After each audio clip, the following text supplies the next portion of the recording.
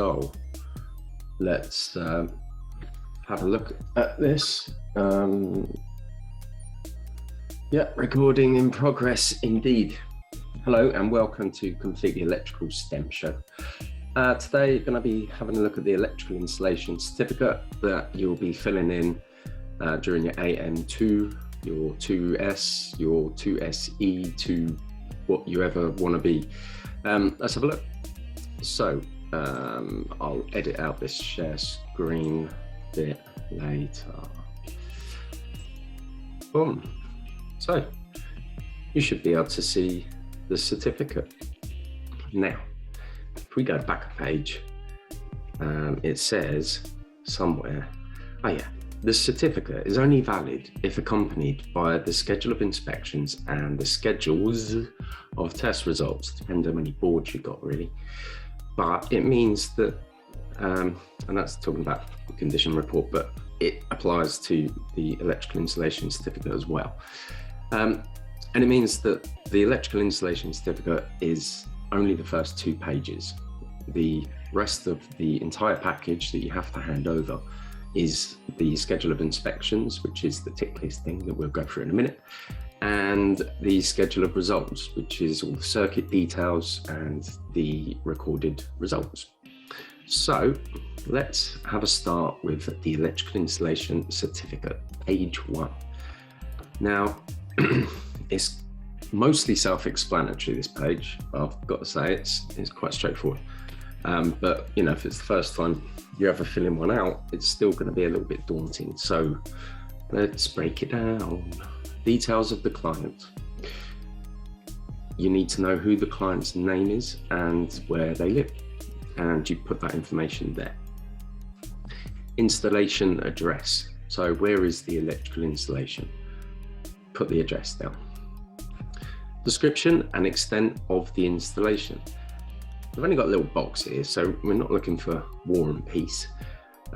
Just keep it really simple. For me, I just put single phase or 3-phase electrical installation as per schedule of results. And that is good enough, really, because then somebody can look at the schedule of results and see what you installed, and you're not going to get the blame for any additions later. Extent of installation covered by this certificate. Again, it feels like a bit of a repeat of above, but I'd probably put a similar thing in there. Single phase or 3-phase electrical installation as per schedule of results. It kind of just diverts them to the details that the box is asking for. If you had to write quite a lot here, then you might need a continuation sheet, and you'd put how many numbers of those sheets there. Then we need to tick whether it's a new installation, so perhaps a new build or a full rewire, an addition to an existing installation, so a loft conversion perhaps, and you're just signing off that bit, or an extension, or what, that new kitchen perhaps. Or an alteration to an existing installation. So using that kitchen example, if you kind of moving sockets around quite extensively, and light fittings, maybe adding some here, moving some there, it'd be an alteration. Then these are the signatory bits, and if you're one person doing all of it, the design, you've installed it or constructed it and inspected and tested it, then there is a shorter version of this certificate that you could use, or you could just sign all of them, I suppose. But you know, we can't leave boxes empty, so you choose.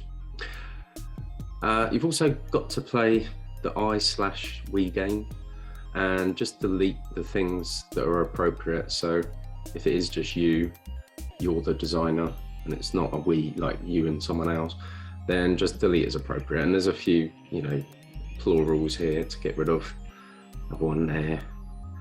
And the next thing to input is this here, the amendment date of the regs that you were working to at the time. So just put the date, and then everyone will know what amendment that was at the time. That'll do. Any details of departures, so things that you've installed that weren't quite to the regs, but are as safe, or so you claim, they would go in there. If there isn't any, then just put none. Details of permitted exceptions. So this is referring to a particular reg where you might omit an RCD in a commercial or industrial premise. And if you have done that, then you'd put the details in there, and you would also attach the risk assessment that kind of backs up your reasons why you omitted that RCD. No risk assessment, then you can't do it. I've seen quite a few certificates where, yes, we've done that, but I've never seen a risk assessment ever. And then we sign it and date it. If it's just one person, then just cross through this second bit there. Then same thing for the constructor. Make sure everything's correct in there, and then put in the date. Any details of departures again. So the designer may have had details of departures, but then by the time it got to the construction phase, things altered a bit. Things get changed. So it's the constructor's opportunity to input any departures that he may have added, or potential, he would have added them if he couldn't actually install it the way the designer wanted or something. Then he needs to sign date, name in block letters, which means capitals, for anyone who didn't know. And then same thing for the inspector and tester. And again, there's a box for him, details of departures if he feels the need to. Sign, date, block letters, his name. And then you need to put this in, and that's another note just before this certificate. Says somewhere next inspection. So it needs to be put in. There's a specific line somewhere. Oh yeah, the time interval recommended before the first periodic inspection must be inserted. So it's a requirement, don't forget it. And it's made up, based on how the install is going to be used, how frequently it's going to be maintained. So for example, an old couple that were like top engineers all their life, electrical engineers, who probably know the stuff better than you, nice quiet life, they're probably going to look after that install. You could probably give them 10 years without worrying, but perhaps a student HMO, frequent turnaround of tenants and potentially no respect for the place, you'd probably want to up that frequency, and local licensing HMOs will demand that anyway.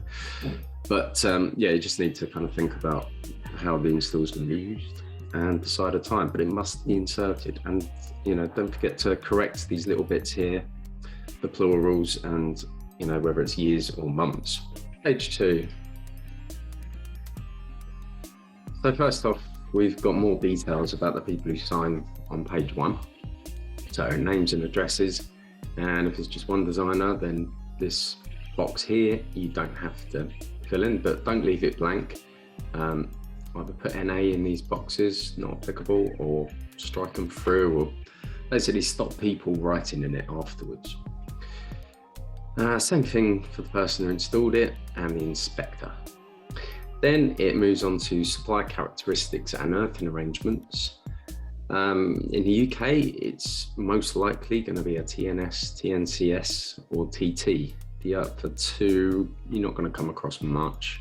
Not if you're doing kind of, domestic, standard commercial electrical work, light industrial. Hospitals, you'll probably come across IT. Railways have quite a bit of that going on.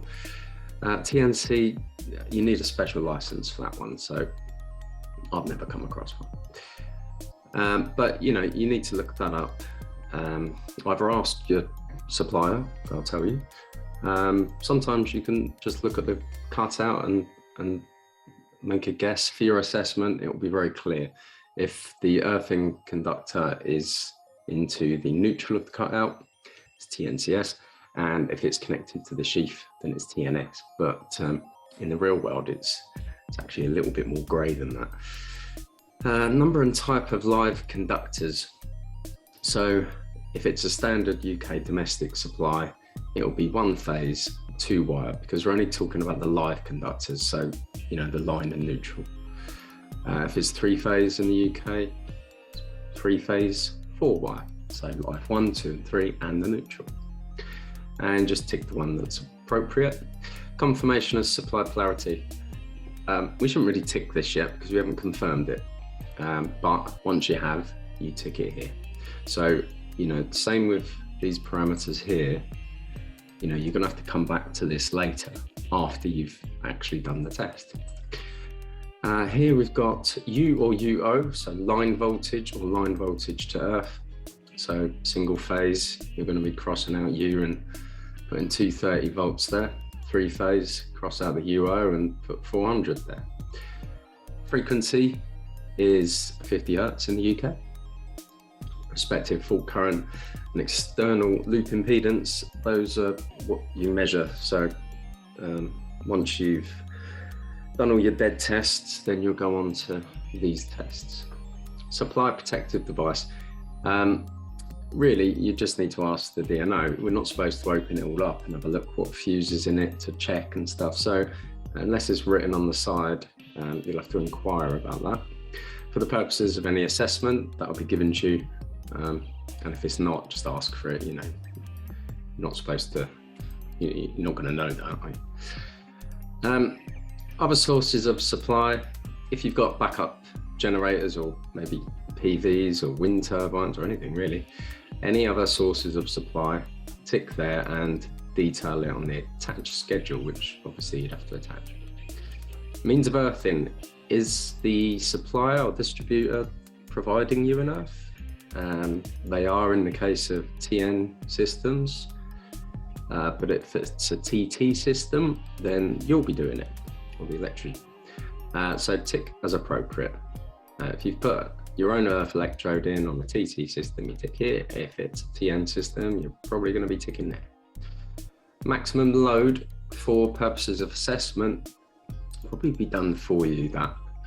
Technically, you know, you use the rules of diversity, tables in on-site guide, Appendix A. But for this kind of AM2 assessment, it's not. It's more of a designer thing, I'd say. They could ask you. I really don't know, but I would say it's not really what they're after. So probably just going to put the cutout rate in there. But again, it's something that you can ask them about. If you have got an electrode, then you fill in details here, whether it's a rod or tape or any other type of electrode, where it is, and its resistance to earth. So you'd be using an earth electrode tester for that. Main protective conductors, we've got our earthing conductor, which is the one that goes from the supplier's earth, if they provided it, to your main earthing terminal. Put what material it is, so copper, and the size of it. So domestic UK, it'd be 16mm. And again, you can't really tick this yet, you haven't verified it, but you will once you have. Main protective bonding conductors, so this is, you know, bonding anything extraneous to our earth reference. And again, write what material it is, copper, and if we stick to that UK domestic example, it'd be 10mm. And again, you'll have to tick that later once you've verified it. Tick the ones that apply, NA the ones that you don't, although the box isn't very big for that. You could put ticks and crosses, I suppose. But you just want to be specific about which ones were there at the time of the certificate. Main switch, switch fuse, circuit breaker or RCD. It's the thing that turns off all of your install. So whatever you're signing off, it's the thing that turns off all of it.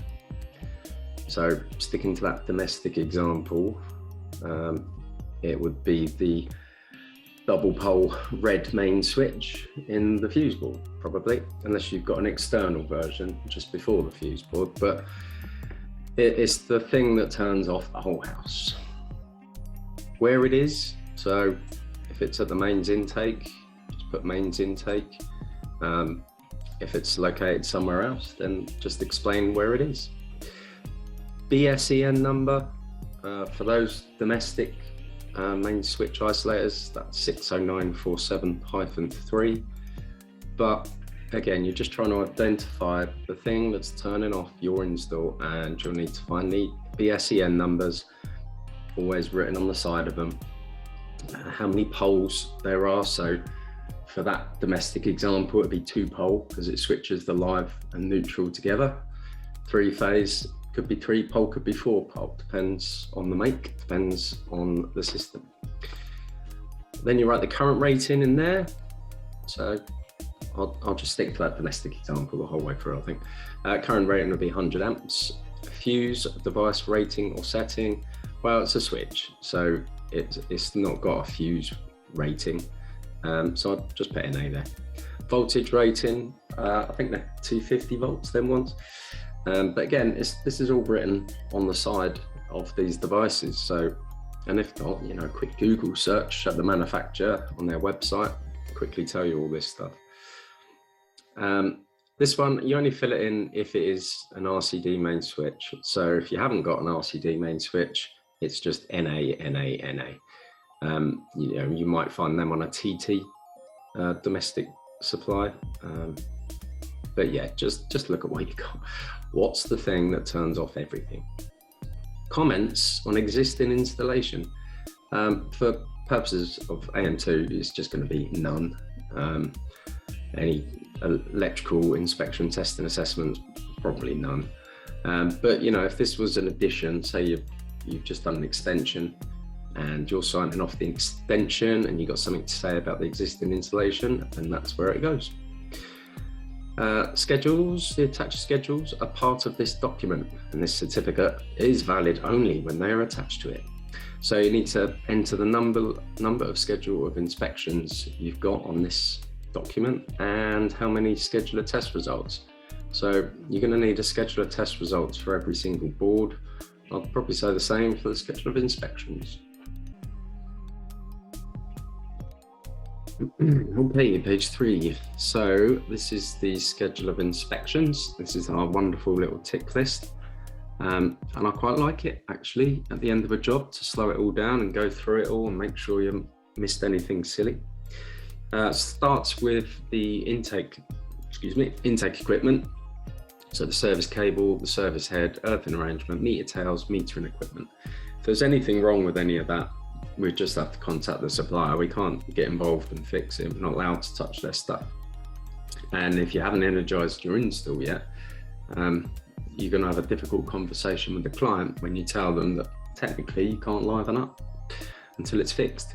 I mean, obviously it depends what the problem is, I suppose. If it's just a small hairline crack, maybe, but it's on your head, I suppose. So, you know, just tick or NA as appropriate. Not all homes have isolators, for example. So, you know, you might not have that. Parallel or switched alternative sources of supply. This is referring to backup generators. You know, there's kind of set rules. You don't want both suppliers running at the same time. So you've got to make sure that you've got adequate interlocks in place, or I think a 3-position break before make switch. You can look it up in the reg here. But you know, if you've just installed this stuff, then this is your cue to go to that reg and make sure that you've complied with everything there. The next one, 551.7, I believe, is about the overcurrent devices working no matter which one is in operation. But yeah, look it up if you're not sure. Next, automatic disconnection of supply. So distributors earthing arrangement, is it okay? Is it not okay? You know, and it's got to be okay before we energize. So it will be a tick eventually. But as I say, it's like a prompt to go through. Installation earth electrode, well, you might not have one, so it could be an NA. Earthing conductor and connections, including accessibility. Just tick it if everything's all grand. Go and fix it if it's not. So there's nothing here that isn't kind of self-explanatory really. I will highlight this bit though, because some of my students get a little bit confused about the difference between fault protection and additional protection. Fault protection is doing the job of an MCB really. So if your ZS is too high for whatever reason, you might decide to use an RCD in its place, in which case we'd tick there. So TT systems, you probably tick in this one, and the use of additional protection here later.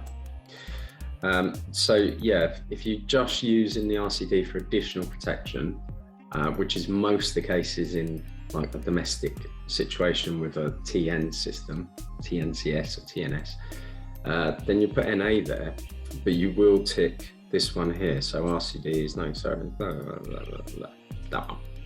That's for additional protection. So our socket circuits need to be protected by a 30 milliamp RCD. If the cable's, chased in the wall and it's less than 50 mil deep without an earthing conductor wrapped around it, then you need an RCD. All them additional requirements, additional protection requirements, you tick this one here. Supplementary bonding, if everything's plastic water, plastic gas, you might not have it, so NA. Salve system, including source and associated circuits. So I tick this one quite often nowadays, actually. Halogen lights, 12 volt halogen lights, that would come under that. I've done a few salve sockets before in sort of larger bathrooms. PALF I don't come across much, but that's protective extra low voltage, and this is separated extra low voltage. And these are transformers, if you don't know. And extra low voltage would be anything up to 50 volts, basically. Double reinforced insulation, you're looking for that symbol, the square within a square. I haven't got a whiteboard pen, but if I did that, is that good enough? Square within a square. Class 2 or equivalent and associated circuits. And all these class things, it's actually, there's loads to know about these things, but for level 3 and the AM2 assessment, you're just looking for that square in a square. Tick it if it's there, NA if it's not. Electrical separation, so something like a shaver socket, it's just an isolation transformer. It doesn't drop voltage, although you do get 115 volt option. There's also a 230 volt option, so mostly it's just an isolating transformer, a shaper supply.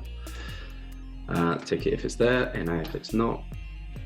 And yeah, just read through them carefully. I'm going to just pick out the awkward ones that I always get asked about. Linked main switch. Okay, they're all linked nowadays. Like, I don't even think you could buy them. I mean, you could make a fuse board, I suppose, and have two MC2. I don't know. I don't think you'd be able to make it anymore. So this is from a day when you might have had two isolators, one for the live and one for the neutral. But nowadays they're all stuck together, aren't they? So, they're all linked. You can look it up if you like, but it should just be like standard, really, isn't it? Yeah, they all are. Isolators for every circuit or group of circuits and all items of equipment. Yes, almost certainly with our installed practice today. A lot of these are from days gone by where things were happening and they needed to be explained in the regs and clarified in the regs, but we're kind of way past things like having to remember to link main switches. Wait there. Recording stopped.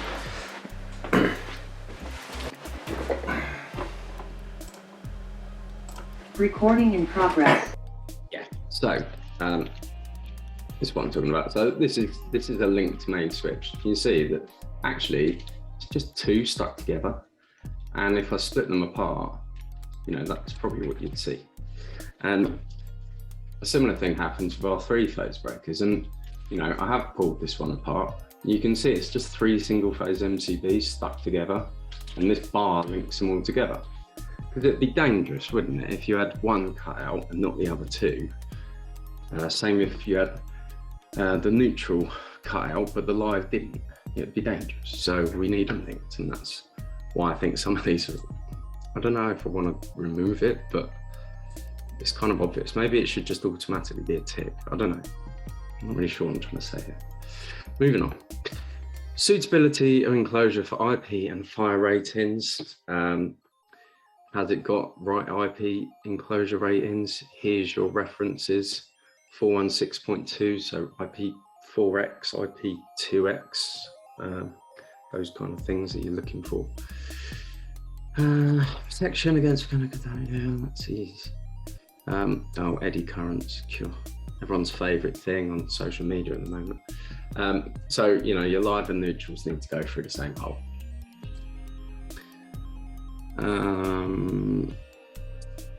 Go through it slowly. I don't think there's anything that's, you know, difficult to understand.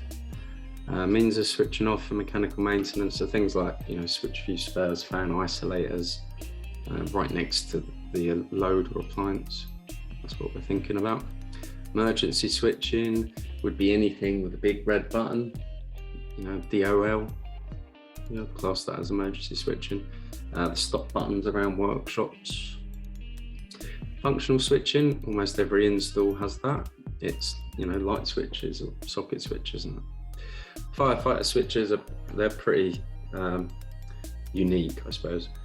You usually find them wherever you've got external shop signs and petrol forecourts and stuff. It's so they can just turn off the power and then blast it with water without worrying about getting electrocuted.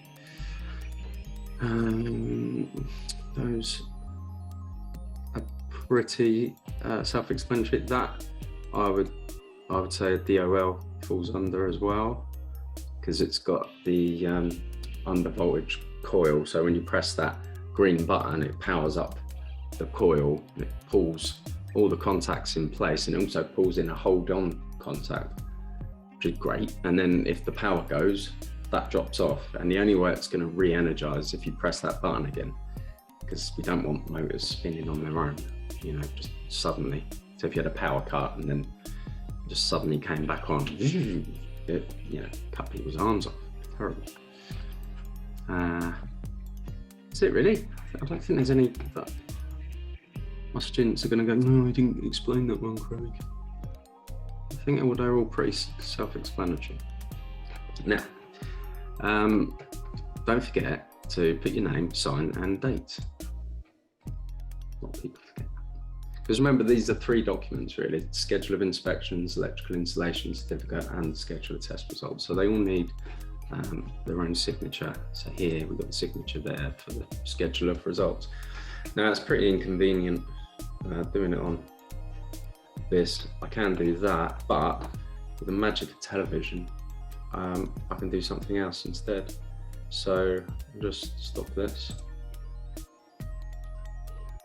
and could pause it, but I'm not going to. Now, if I'm good at editing, I'll just kind of click my fingers and it'll be there, but no. And I'll share screen, that one. Okay, so I recreated it in Excel because I wanted to actually fill it all in and sort of give you a better example. So here we go. DB reference number. So what's the name of your fuse board? Bob, Fred. DB1, main DB, whatever you're calling it. Give it a name. Where is it? This one was in the hall, apparently. This isn't a real job, by the way. I just made it up, and I was just trying to come up with all the sort of things that might baffle people, or I just wanted a mix, really, a mix of all sorts of things. So we got a 3-phase circuit in here: ring circuit, lighting, water heater. It's fairly balanced for a 3-phase board. It's not too bad, but you know, with all these ring circuits, you can never really balance it properly, can you? Between a rock and a hard place. But let's go through what we're going to find, and this is almost exactly the same as the one in the model forms. You've got your name, signature, date, your ZS at DB. ZS at DB, that is something that is worth explaining, because you know what, a lot of my students ask that. Okay, I'm just going to disappear again and get a pen. Okay, have a look at the board. So that's my substation transformer, and then it goes into the ground, and it goes into the house, and we've got suppliers cut out. I'm going to exclude the suppliers cut out just for make it main this board. Just let me rant on and ramble on for a second. Let me draw this out and then I'll explain it.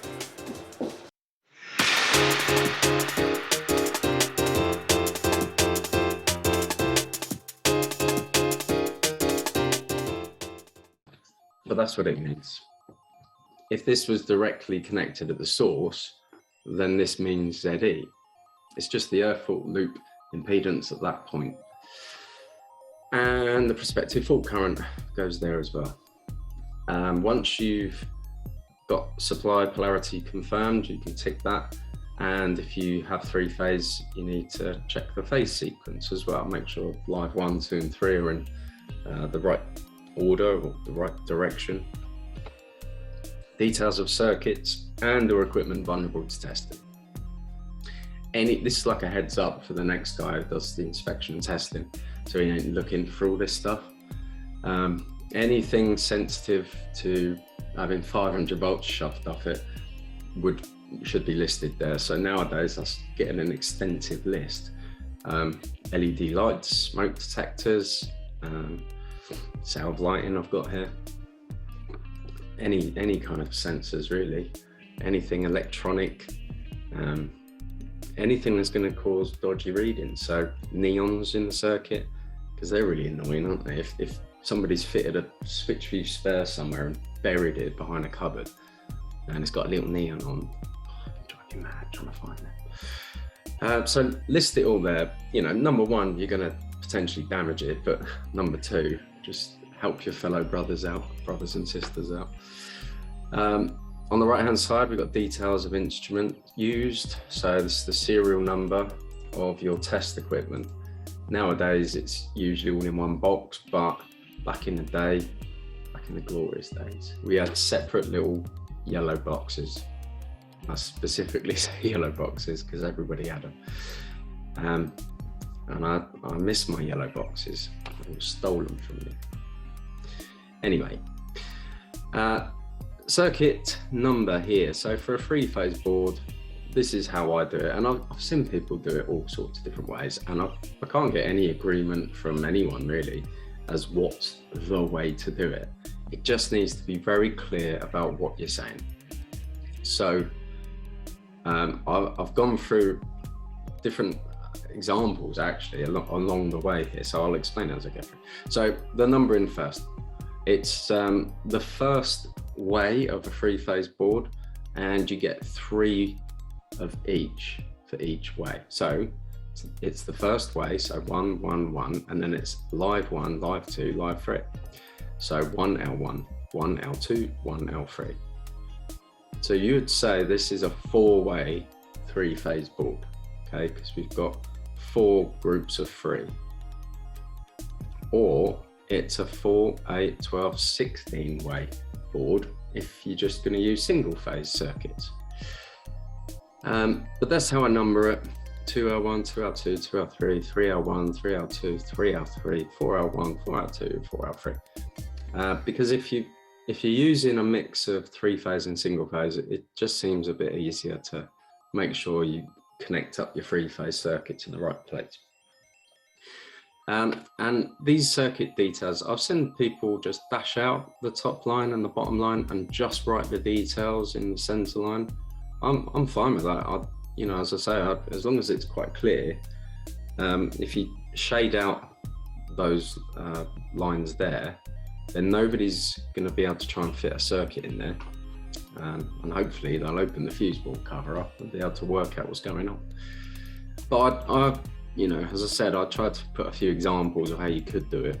So on this one, I've put live 1 of a 3-phase DOL and small motor. live 2 for 3-phase DL out in small modes.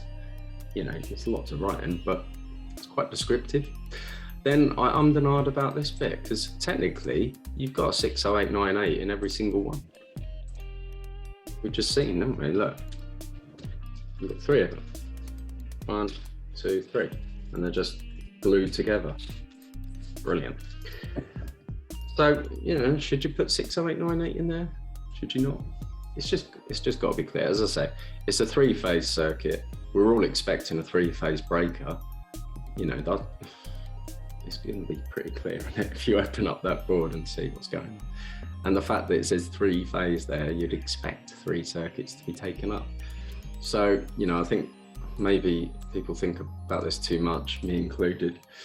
But yeah, so I'll just continue as I've gone in. So as you can see, I decided to just put the breaker in there because my reasoning was, well, it's one thing, it's a 3-phase breaker. It's not supposed to come apart, I've just pulled it apart. So there's no point in filling these ones out, the top and the bottom line.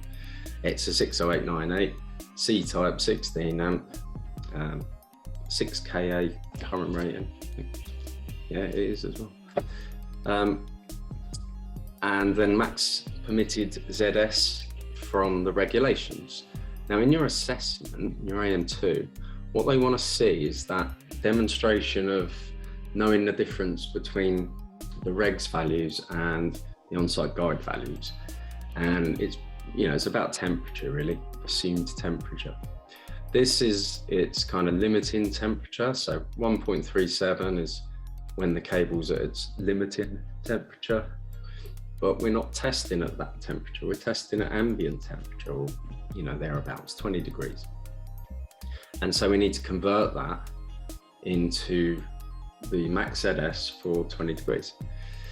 So they want to really see you kind of do it down here. So 1.37, and we've got that little multiplier of 0.8, or rule of thumb as it's sometimes known. And that will give us our equivalent result, which in this case would be 1.1 ohms. And that's what we would have to compare our actual ZS to for compliance. And I think in most AM2 centers, they provide a little space at the back for all this actually. And they provide a little space for your ring testing calculations and minimum insulation resistance values and so forth. So that's what you do there. So let me just quickly, this is the BS number of the device in the circuit. The type, in this case, it was a C type, it could be a B type or a D type if it's a MCB. The rating of the MCB, the breaking capacity. So this particular device can handle 6,000 amps over and over again. It can handle 10,000 amps once. RCD rating, so in this case it's just an MCB, so it gets an NA. The maximum permitted ZS, so I just went through. The reference number of the circuit, you'll find a whole list of these reference letters in Appendix 4, beginning of Appendix 4, and you've just got to find which installation example fits yours the best and look at the letter on the right hand side of the page. Live cable size, CPC cable size, and then we're on to the actual testing. So this is all just information you can get off the breakers themselves or out of the regs. These are all the actual results. So let's just go through them.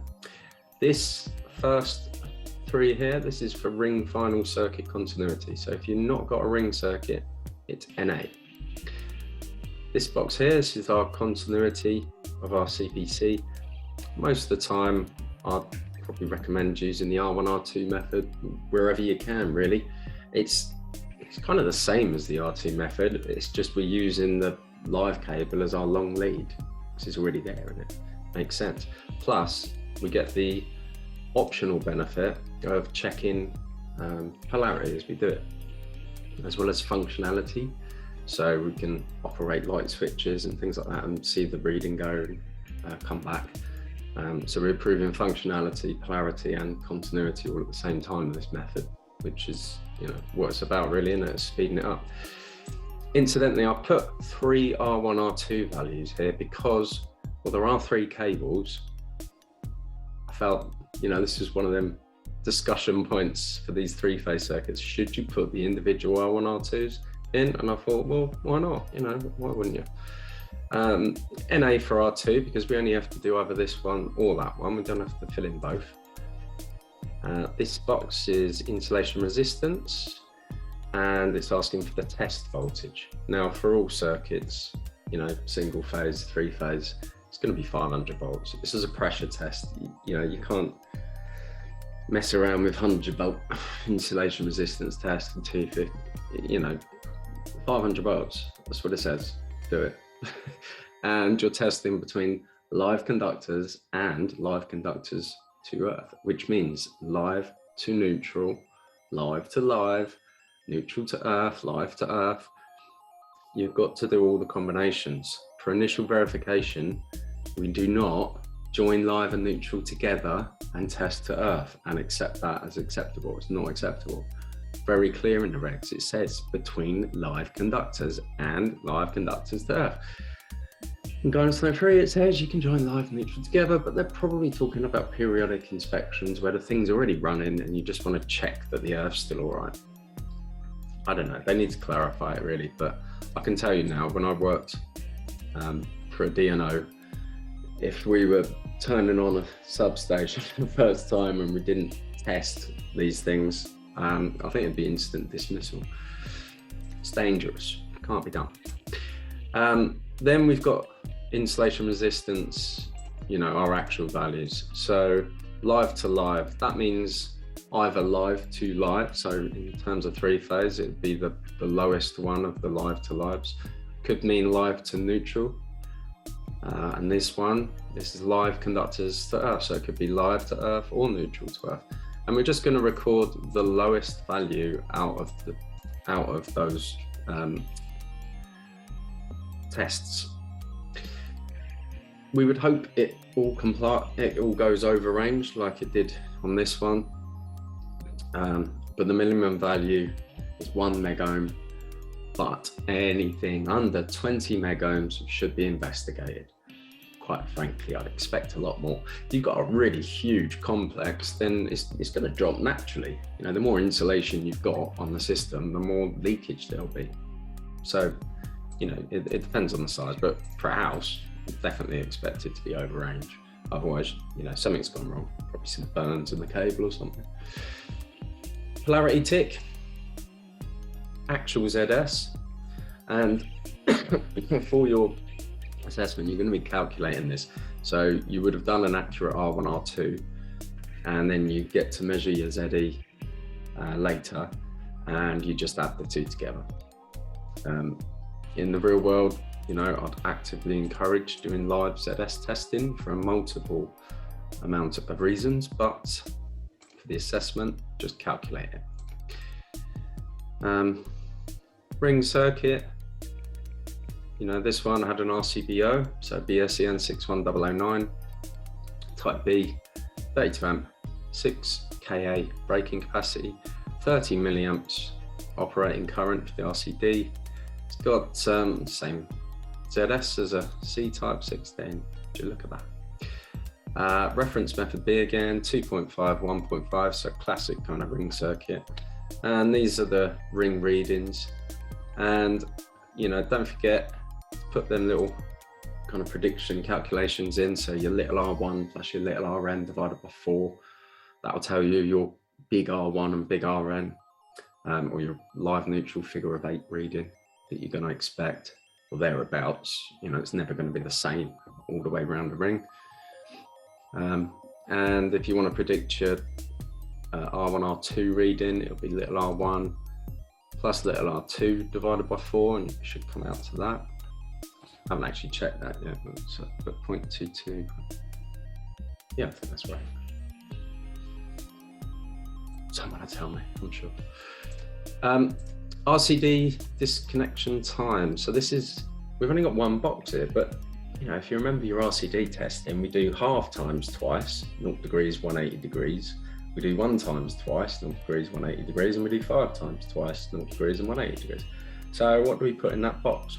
Well, for these forms, you know, a lot of the Napier or NOCs, you have more boxes for this. You have a 1/2 times, a 1 times, and a 5 times, and you just write it all in, because I like lots of numbers. I don't like all this sparsity. But the way this was kind of thought out was, it depends what you're using the RCD for. So if you were using it just for fault protection, then you'd put the times 1 in, and it would have to disconnect in under 300 milliseconds. I think it used to be 200, it's 300 now. And if you're using it for additional protection, which we would be here, socket circuit, then you'd put in the times 5 number, and it would be the higher of the 2, not the lower, the higher of the 2. And I'd find that I usually get faster results on the 180 than you would on the 0 degrees, for very good reasons. We got them 6 tests with the RCD, but there's also a 7th, and it's very important to make sure you do press that test button afterwards, not before, because if you press it before, you might free it up temporarily, get good results, walk away, it jams up again, and then, you know, you've got no protection. So make sure you see it working on its own steam first, and then just check that test button. Arc fault detection devices, it's just going to be a test button press if you've got them. Still not any way to really kind of test them or even locate arc faults, so we've got interesting times ahead of us. But that's about it really. Now, the one thing I haven't done on this is strike through all of these boxes, because, and I have had this, someone can come along later, if you haven't filled in this properly and you've left this blank, and they can add a circuit and give you all the liability for that circuit. And I've had that. Luckily, you keep duplicates, don't you? So it's pretty easy to prove. But, you know, if you didn't have very good records, then you could probably get tripped up there. Well, there we go. So that's the paperwork in a nutshell. Probably do one in a little bit more detail than that. I just kind of flew through it really, because I've got students going in AM2 in the next week or so, and just want them to have the best chance. I'm going to do a few more little videos. I'm not really a fan of like giving away all the AM2 secrets. I like the fact that it's a bit of a surprise. It's more like a realistic day at work. You know, you turn up at a job, you don't really know what to expect, so you've got to quickly be able to risk assess and still work safely and not get into all of the flap. If you don't know, you look it up, research it. I don't know, I like the fact that it's a bit of a mystery, so, you know, I'm not going to give away too much on the install. You know, of course I know it, but that's the whole point of the assessment. I think if you tell exactly what they have to install, you're taking that away from them. They don't know if they're actually ready on their own or not. So I'm not going to be doing that, but I will do a bit more on maybe the inspection and testing bit, and fault finding in particular. Because some of the stuff I've seen on fault finding, like the teaching aids, it's not very clear, I don't think, and there are much simpler ways of doing this safely. But yeah, thanks, and see you again soon.